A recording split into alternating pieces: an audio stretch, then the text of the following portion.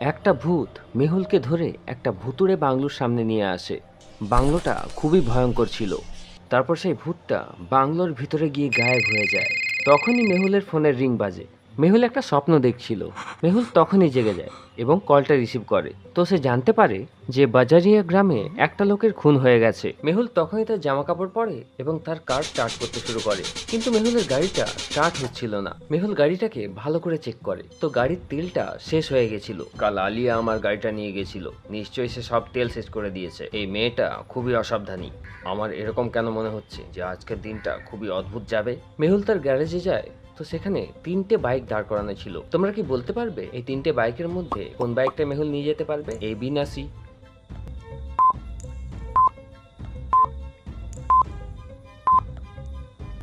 Bike এটা তো মনে হচ্ছে পাংচার আছে। বাইক বির তেল পড়ছে। তাহলে পুরনো এই সি বাইকটা যে দেখা যাচ্ছে, এটাকেই মেহুলকে নিয়ে যেতে হবে। মেহুল তার পুরনো বাইক দিয়ে বাজারিয়া গাঁয়ের উদ্দেশ্যে রওনা হয়। বাইকে পেট্রোলও কম আছে, আজ সব গন্ডগোল হচ্ছে।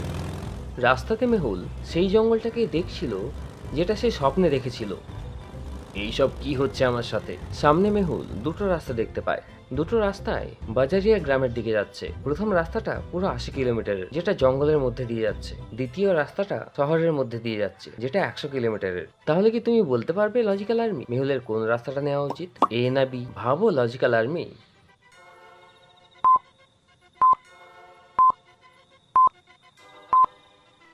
মেহুলের শহরের রাস্তাটা নেওয়া উচিত। মেহুলের বাইকে অলরেডি তেল কম রয়েছে। এবার যদি জঙ্গলের রাস্তাটা দিয়ে যায় তাহলে মেহুল আটকে পড়ে যেতে পারে। মেহুল শহর দিয়ে তেল ভরে বাজারিয়া গ্রাম পৌঁছে যায়।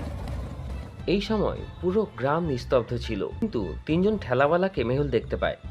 3জনকে দেখে মেহুলের একজনের উপর সন্দেহ হয়। তোমরা কি এই 3জনকে দেখে বলতে পারবে মেহুলের কার উপর সন্দেহ হয়েছিল এবং কেন হয়েছিল?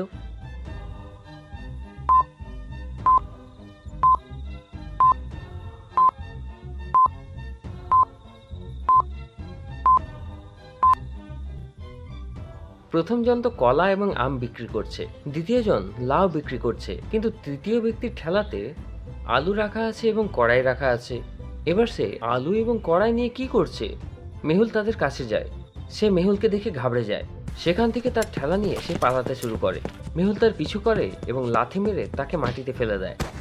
তখনই একটা আলু নিচে পড়ে এবং সেটা ফেটে যায় এবং সেটা থেকে সাদা পাউডার বেরিয়ে আসে। Interesting, very very interesting. এটা তো ড্রাগস। মেহুল তখনই সেই আলুওয়ালাকে ধরে নেয়। সত্যি করে বলো, কে তুমি, আর এই ড্রাগের ধান্দা কার সাথে করছো? স্যার স্যার, আমি তো রোজ এখানে আলুর মধ্যে ড্রাগ রেখে বিক্রি করি।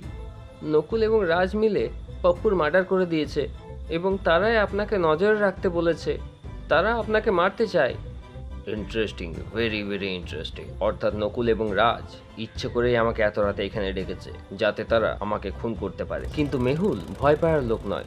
মেহুল সেই আলুওয়ালাটার সাথে ওই বিল্ডিংয়ে পৌঁছে যায়, যেখানে নকুল এবং রাজ পাপ্পুর মার্ডার করেছিল। কিন্তু বিল্ডিং এর ভিতরে শুধু পাপ্পুর ডেড বডি ছিল, নকুল এবং রাজ সেখানে ছিল না। নকুল এবং রাজ মনে হচ্ছে এখান থেকে পালিয়ে গেছে। মেহুল পাপ্পুর ডেড বডিটাকে ভালো করে চেক করে, তো সে বুঝতে পারে নকুল এবং রাজ তাকে গলা টিপে মেরেছিল। মেহুল পাপ্পুর ডেড বডিটাকে তার বাইকে বেঁধে ডক্টর সঞ্জনার ল্যাবের উদ্দেশ্যে রওনা হয়। রাস্তায় কনস্ট্রাকশনের কাজ চলছিল, তাই রাস্তা বন্ধ ছিল। মেহুল জঙ্গলের রাস্তা বেছে নেয়, কিন্তু জঙ্গলে পৌঁছানো মাত্র জোরে বৃষ্টি হতে শুরু করে। সামনে একটা ঘর দেখতে পাচ্ছি, বৃষ্টির থামা অবধি আমাকে এখানেই থাকতে হবে। মেহুল পাপ্পুর ডেড বডি নিয়ে সেই বাড়ির মধ্যে ঢুকে যায়। ঘরের মধ্যেকার সিঁড়ি দেখে মেহুলের কিছু সন্দেহ হয়। লজিক্যাল আর্মি, তোমরা কি বলতে পারবে সিঁড়িগুলো দেখে মেহুলের কি সন্দেহ হলো? ভাবো ভাবো লজিক্যাল আর্মি।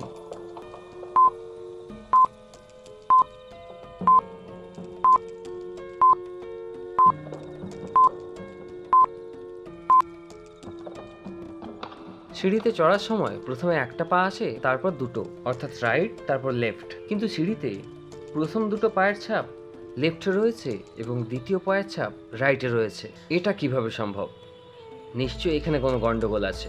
মেহুল নিজের কান থেকে সেই ডেড বডিটাকে টেবিলে রেখে দেয়। তখনই হঠাৎ লাইট চলে যায়। মেহুলের একটু একটু ভয় লাগতে শুরু করে। মেহুল ভীতু নয়। কে আছে এখানে? সেখান থেকে খুব ভয়ানক আওয়াজ আসতে শুরু করে। মেহুল তার গানটা বার করে, কিন্তু তখনই লাইট চলে আসে। লাইট আসা মাত্র মেহুলের নজর পাপ্পুর ডেড বডিতে পড়ে। তো মেহুল অবাক হয়ে যায়। লজিক্যাল আর্মি, তোমরা কি লাইট যাওয়ার আগে এবং পরের পাপ্পুর ডেড বডি দেখে বলতে পারবে মেহুল এমন কি দেখলো? ভাবো ভাবো।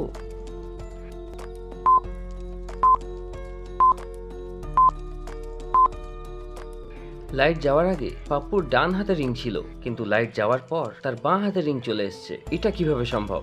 এবার পাপ্পু তো মারা গেছে, তাহলে নিশ্চয়ই এখানে আরো কেউ আছে। মেহুলের নজর একটা কামরায় পড়ে। মেহুল ওই কামরাটার ভেতরে যায়, তো সে হতভম্ব হয়ে যায়। লজিক্যাল আর্মি, তোমরা কি বলতে পারবে মেহুল এমন কি দেখলো যাতে তার ঘাম ছুটে গেল? ভাবো লজিক্যাল আর্মি।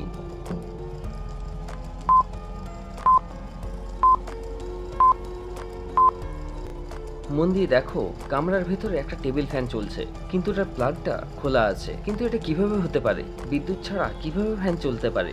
নিশ্চয়ই এখানে কোনো ভূত আছে, আমাকে জলদি করে এখান থেকে বেরোতে হবে। কিন্তু মেহুলের সেখান থেকে বেরোনোর আগেই একটা ভূত জলদি করে তার সামনে আসে এবং মেহুলকে তুলে নিচে ফেলে দেয়।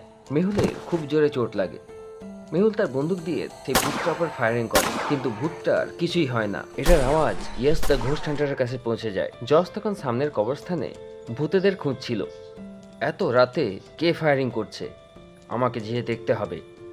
এরপরেই মেহুলের কাছে 2-3টে ভূত চলে আসে। মেহুল তখনই তার স্মার্ট ঘড়ি দিয়ে আলিয়াকে মেসেজ করে দেয়, কিন্তু সেই ভূতেরা মিলে মেহুলের ঘড়িটা কেড়ে নেয় এবং মেহুলকে শূন্যে তুলে ধরে। অন্যদিকে আলিয়ার কাছে মেহুলের এমার্জেন্সি মেসেজ এবং মেহুলের লোকেশন পৌঁছে যায়। আলিয়া তখনই তার স্পেশাল স্কুটারটাকে বার করে নেয়। আলিয়ার স্কুটারে একটা সুপার স্পিডওয়ালা সিস্টেম আছে, কিন্তু সেটাকে অ্যাক্টিভেট করার জন্য আলিয়াকে একটা পাসওয়ার্ডের উত্তর দিতে হবে। তো লজিক্যাল আর্মি, তোমরা কি বলতে পারবে এই কোশ্চেন মার্কের জায়গায় কি আসবে? সেটা থেকে আলিয়া তার স্কুটারে স্পিড মোডটা অ্যাক্টিভেট করতে পারবে।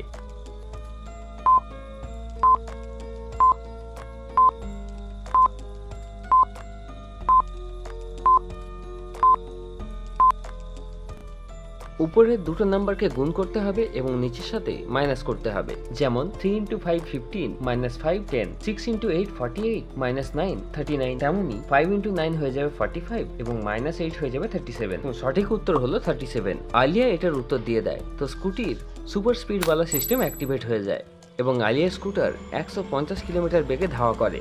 অন্যদিকে জসের ঘড়িতেও সিগন্যাল পেতে শুরু করে, অর্থাৎ ভূত এই ঘরের মধ্যেই আছে। জস তখনই ওই ঘরের মধ্যে পৌঁছে যায়। আরে, এটা তো শহরের বিখ্যাত গোয়েন্দা মেহুল রয়েছে।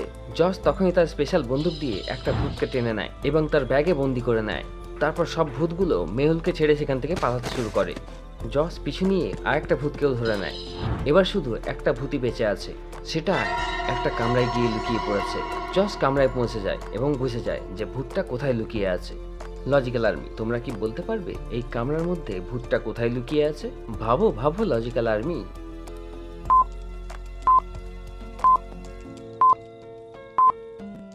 কামরার মধ্যে অনেকগুলো বেলুন লাগানো আছে, কিন্তু এই লাল বেলুনটাকে দেখো, এর মধ্যে পিন আটকানো আছে, কিন্তু তাও বেলুনটা ফাটেনি, ফুলেই আছে।